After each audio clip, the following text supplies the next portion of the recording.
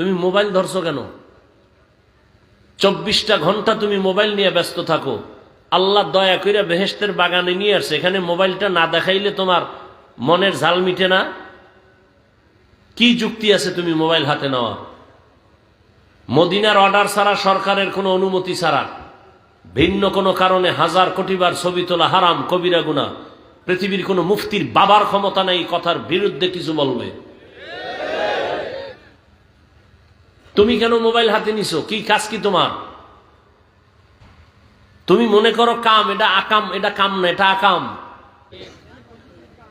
যারা উলামায়ে কেরামের বিরুদ্ধে ষড়যন্ত্রমূলক, চক্রান্তমূলক লেখালেখি করে, বিরুদ্ধে বলে, আল্লাহ তাদের হেদায়াত দান করেন। উলামায়ে কেরামের ইজ্জত বাড়া মানি মুসলমান তথা উম্মতের ইজ্জত বাড়া। উলামায়ে কেরামের অসম্মান মানে উম্মতের অসম্মান। আরো কঠিন করে বললে বলা যায়, উলামায়ে কেরাম এদের ইজ্জতে আঘাত করার মানি হলো ইসলামের উপরে আঘাত করা। কারণ কিয়ামত পর্যন্ত আর কোনোদিন নবী আসবেন না। নাকি আপনাদের ধন্যপুরে নবী রবিউল আউয়ালে আসেন? সাহাবায়ে কেরাম আর কোনোদিন আসবেন না। আরে মোবাইল,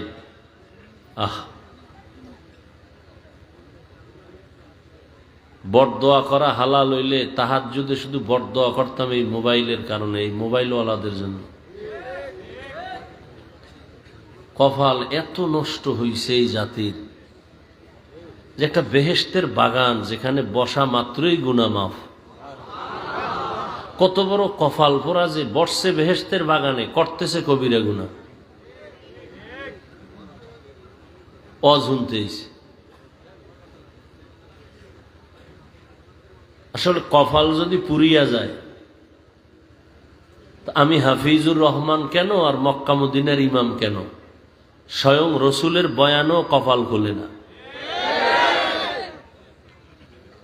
যেই রসুলকে এক নজর দেখলে জাহান্নাম হারাম, যে নবীকে এক নজর দেখলে পেটের ক্ষুধা থাকে না, সেই নবীকে টানা 13 বছর দেখলো, বয়ান শুনলো, এরপরও কপাল খুলে নেয়, কালেমা পড়ে নেয়।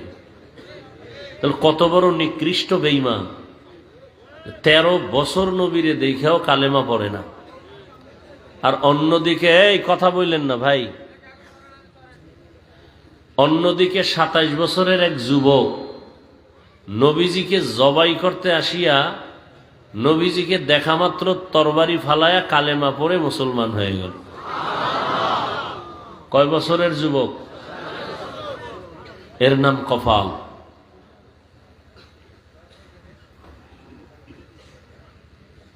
বহুদিন ধরে এই মাহফিলের প্রচারণা চলতেছে, অনেকে আসার নিয়ত করছে, আসতে পারে নাই।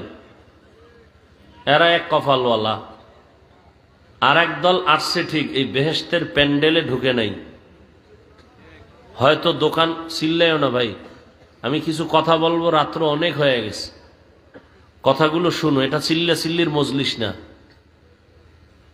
একটা দূরের মানুষকে চিল্লানো লাগে, তুমি আমার কাছে বসা, চিল্লা চিল্লির কি আছে? হ্যাঁ, চিল্লানোর কিছু স্থান আছে, সেখানে চিল্লাবা। এটা তো চিল্লানোর স্থান না। কথা বলবো, বুঝবা, এবং তওবার নিয়তে বসবা যে কিছু আল্লাহ এখান থেকে আসছি গুনাহ নিয়ে, গুনাহ মুক্ত হয়ে বাড়ি যেতে পারি। চিল্লা চিল্লির কি আছে? কথার মধ্যে আদব আছে, চোখের চাহনির মধ্যে আদব আছে, বসার মধ্যে আদব আছে। মানুষের জীবনের সৌন্দর্যই হলো আদব। যার আদব নাই ও যত বড় শিক্ষিত, কোনো দাম নাই। বেয়াদবি আমি আগে মাপ চাই আপনাদের কাছে, আপনারা অনেক দামি মানুষ। যুবকদেরকে আমি বেশিটা টার্গেট করে বয়ান করি, বারবার শব্দ উচ্চারণ করি, তুমি এটা কেন করো, যুবকদেরকে বলি। কারণ যুবকদের মধ্যেই আল্লাহ যে প্রতিভা দিয়েছেন, এটা কাজে লাগাইলে এক যুবকের দ্বারা এক দুনিয়া আলোকিত করা সম্ভব। কিন্তু মোবাইল আজকে সব ধ্বংস করে ফেলতেছে, কোনো খবর নাই। আল্লাহ আমাদের সব ভাইকে হেদায়াত দান করুন। কি কথাটা বলতে লইছিলাম? ও, যে একদল আসছে, এরা প্যান্ডেলে ঢুকতে পারে নাই। এরা কোথায়? দোকানে ঘুরে, মহিলা প্যান্ডেল তাওয়াফ করে, তাজা তাজা কবিরা গুনাহ করে। আমি হাসবেন না, যা বলতেছি যদি মেধা থাকে গভীর চিন্তা করলে তো কান্না আসা উচিত। হাসেন কেন? আর একদল প্যান্ডেলে বসছে ঠিক, কিন্তু এদের কলবের দরজা বন্ধ মোবাইলের কারণে। এ মোবাইল নিয়ে ব্যস্ত, আসছে খালি যাবে খালি। বয়ানের পরে মোবাইলটা যদি হারিয়ে যায় তোর কপাল পুরাটাই ভরা। একটা বুদ্ধি, এত বুদ্ধি নোয়াখালীর মানুষের। একটা লোক আমার কথার জবাব দিতে পারবা ভালো মতো আদবের সাথে? তুমি মোবাইল ধরছো কেন? 24টা ঘন্টা তুমি মোবাইল নিয়ে ব্যস্ত থাকো। আল্লাহ দয়া কইরা বেহেশতের বাগানে নিয়ে আসছে, এখানে মোবাইলটা না দেখাইলে তোমার মনের ঝাল মিটে না। কি যুক্তি আছে তুমি মোবাইল হাতে নেওয়া? মদিনার অর্ডার ছাড়া, সরকারের কোনো অনুমতি ছাড়া, ভিন্ন কোনো কারণে 1000 কোটি বার ছবি তোলা হারাম, কবিরা গুনাহ। পৃথিবীর কোনো মুফতির বাবার ক্ষমতা নাই কথার বিরুদ্ধে কিছু বলবে। তুমি কেন মোবাইল হাতে নিছো? কি কাজ কি তোমার? তুমি মনে করো কাম, এটা আকাম, এটা কাম না, এটা আকাম। তুমি হয়তো ভদ্রতার সাথে জবাব দিবা, হাফিজ ভাই এমন কেন করেন, মোহাব্বত করে আসছি, রেকর্ড করি। তাহলে তুমি যেই প্রশ্নটা করবা, তোমার থেকে আমি কম চালাক। তোমার এই প্রশ্নের জবাব না লইয়া চেয়ারে বইছি।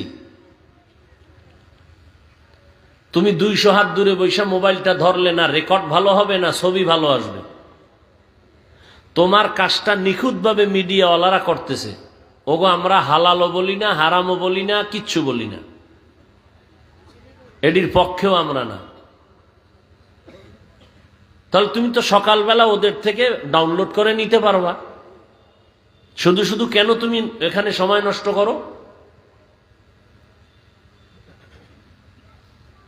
একটা ছুরি হাতে লইয়া গলা কাটা, এটা তোমার কাছে খুব কঠিন। কিন্তু মোবাইল হাতে লইয়া তোমার জীবনকে জবাই করতেছো, তোমার এটা অনুভব হয় না।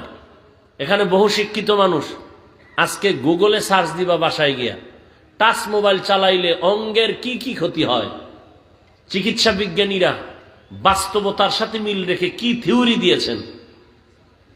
এক মোবাইলে তোমার চোখের পাওয়ার নিয়ে যাইতেছে খবর নাই। হার্ট দুর্বল, মেধা দুর্বল, কিডনি দুর্বল, চরিত্র নাই, লেখাপড়া নাই।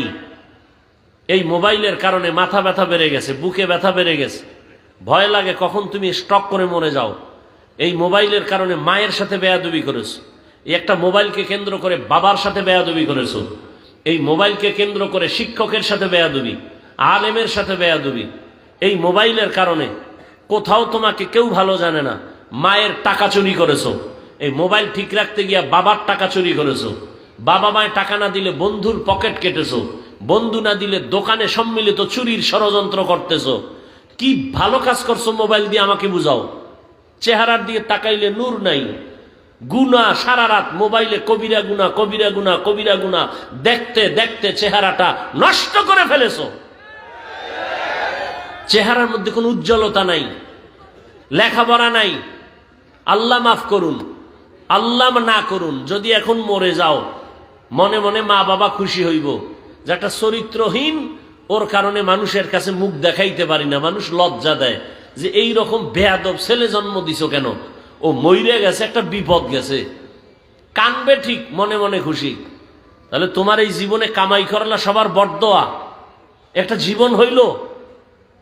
অথচ তোমার মতোই বহু যুবক, তোমার মতোই স্কুলে পড়ে, কলেজে পড়ে, চাকরি করে, ব্যবসা করে, 5 ওয়াক্ত নামাজ পড়ে, দাড়িওয়ালা নাই। তোমার কপালে তো খারাপ কেন? কার অভিশাপ লইয়া বইছো? আল্লাহ আমাদের সব ভাইকে হেদায়াত দান করেন। সবার আগে আল্লাহ আমাকে হেদায়াত দান করেন। আমার কলিজার প্রত্যেকটা যুবককে আল্লাহ হেদায়াতের দৌলত দান করেন। বেয়াদবি আবারও মাপ চেয়ে নিলাম। এখানে আমার কোনো ব্যক্তি স্বার্থ নেই, আছে? তোমার মোবাইল দিয়ে তোমার চোখের পাওয়ার চলে যাইতেছে। আমরা মোবাইল চালাই, মাঝে মাঝে একটু কিতাব দেখি। এখন কিছুক্ষণ দেখলে এখন ওই অন্য কিতাব পড়তে পারি না, গলায় যায় চোখ। মাথা ব্যথা, জীবনে এই পরিমাণ মাথা ব্যথা ছিল না, ইদানিং এই পরিমাণ মাথা ব্যথা, বুকে ব্যথা, হঠাৎ বুকে ব্যথা। এরপরে তো টাইম মতো ঘুম নাই। মানুষের জীবনের সব থেকে মহা এক মূল্যবান জীবন সুস্থতার ঔষধ রাতের ঘুম। এই ঘুমটা আমি মারতেছি বয়ান করার কারণে, তুই মারতেছ কি কইরা এবার চিন্তা করতো। যুবককে বলছি, আমি তো বয়ান করার কারণে রাত্রে ঘুমাইতে পারি না, আর তুই ঘুম মারছো কি কইরা সারা রাত, হিসাব করতো। একটা বেঈমানের বাচ্চাকেও যদি পাও ধরে বুঝাইতাম, ও তওবা করতো। তোমার কপাল কেন এত খারাপ? তুমি তো তওবা করতেই চাও না, বরং উল্টা স্লোগান দাও, কি রাস্তা দিয়ে যাইবে আর কইব এত হুজুর ওয়াজ করলো, কারো লাগলো না, ওনারে এত লাগলো, ওনারে বাদ দাও, আকাম বাদ দিব না, হুজুর বাদ দাও। এ জাতির কপাল এত খারাপ হইছে, হুজুর বাদ দিবে, আকাম বাদ দিবে না, বলবে হুজুর বাদ দাও। এত হুজুরে বয়ান করলো, কারো লাগলো না, ওনার লাইগে গেছে। উনি একজন হুজুর দেশে জ্বালাইছে নতুন। হ্যাঁ, এই নতুন নতুনরা মরে গেলে আর বলনে অলাও কেউ থাকবে না। আল্লাহ সবাইকে মাফ করে দেন।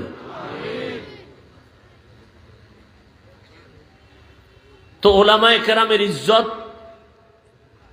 উম্মতের ইজ্জত, কিয়ামত পর্যন্ত এই জাতিকে শান্তির ঠিকানা দিবেন একমাত্র ওলামায়ে কেরাম, কোরআন সুন্নাহর আলোকে। আমি 2 মিনিট কথাগুলো বলতেছি, একটু খেয়াল করবেন, বিশেষ করে যুবকদেরকে বলছি। যুবক, বিশাল মহাসাগর পাড়ি দিয়ে কিন্তু তুমি এখনো জিন্দা আছো, আর অনেকে ওই সাগরে ডুবে গেছে, শাহাদাতের পেয়ালা পান করেছে।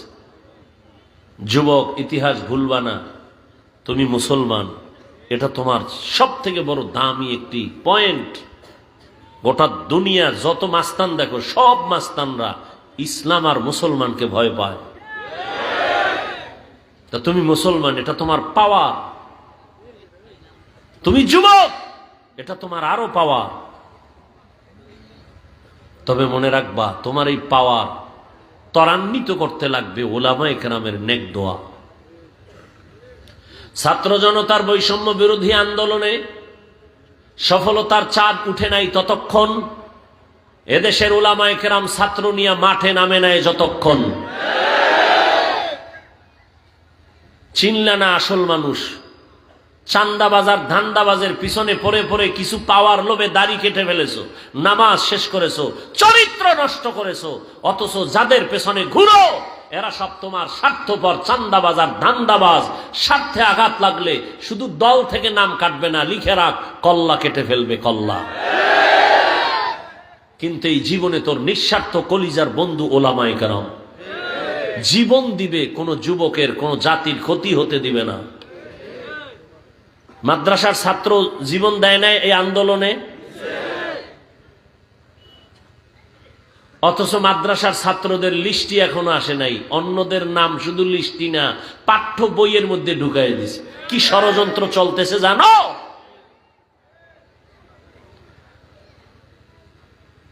ওদের নাম পাঠ্য বইয়ের মধ্যে দিয়ে দিছে, আর মাদ্রাসার ছাত্র যে শহীদ হইল এদের নাম বইয়ে দিবি দূরের কথা, লিস্টি করে নাই।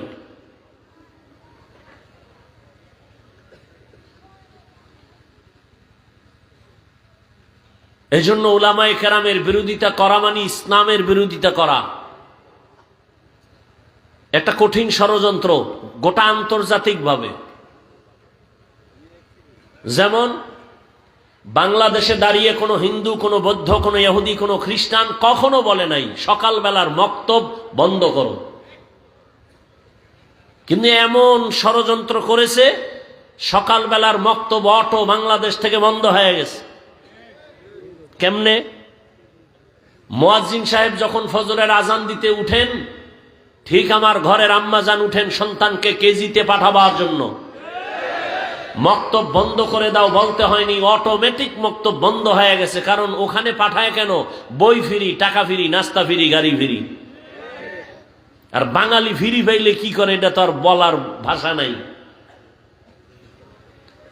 ও যদি ফ্রি পায় বউ দিয়ে দিবে ফ্রি, দেখেন না, বিয়ে করার আগে যৌতুকের নামে বিদেশের ভিসা চায়। একটারে ধৈর্য জিগাই, তুই বিয়ে করবি, ভিসা চাইছো কি? কয় বিদেশ যাবো। বিয়ে করে বউ নিয়ে যাবি? কয় এটা কেমনে সম্ভব? তাই বউ কি করবি? কয় থুয়ে যাবো। পাহারা দিবে কে? কয় আমার ছোট ভাই। হাসো, জাতির কপাল ফুরছে, আমি হাসির কথা বলি নাই। আল্লাহ হেদায়াত দান করুন। নোয়াখালী এলাকার মানুষ তো মোটামুটি ধনী, আলহামদুলিল্লাহ। এদের তো আর যৌতুক লাগে না। লাগে? খা, ওই বাথরুমে গিয়া 10 গ্রাম পায়খানা খাইও, যৌতুক না খাইয়া। হালাল সাবান দিয়া কুলি করবা, গন্ধ শেষ। আর যারা যৌতুক খায়, যারা দেয়, জাহান্নামের আগুনে না পড়াইয়া ওদের গন্ধ যাবে না। যারা যৌতুক দেয়, যারা নেয়, যারা সাক্ষী থাকে, সহযোগিতা করে, সবাই জালেম। সবাই কি? সবাই বাংলা কথায় ডাকাত। সবাই ছোট লোকের বাচ্চা। ওদের মতো ইতর ছোট লোকের বাচ্চা দুনিয়াতে আর কেউ নাই। আল্লাহ হেদায়াত দান করুন। ছোট লোক, নিমক হারাম। আল্লাহ একটা মেয়ে দিছে তোমারে, তুমি এটা নিয়ে জিন্দেগি সুন্দর করো। তুমি ওই বেচারার কামাই রুজি খাবা কেন? তা তোমার হাত কেটে ফেলো, তুমি পুরুষ নামের কলঙ্ক। আল্লাহ সব ভাইকে হেদায়াত দান করেন। ওলামায়ে কেরামের যারা বিরোধিতা করে, আল্লাহ তাদের হেদায়াত দান করেন।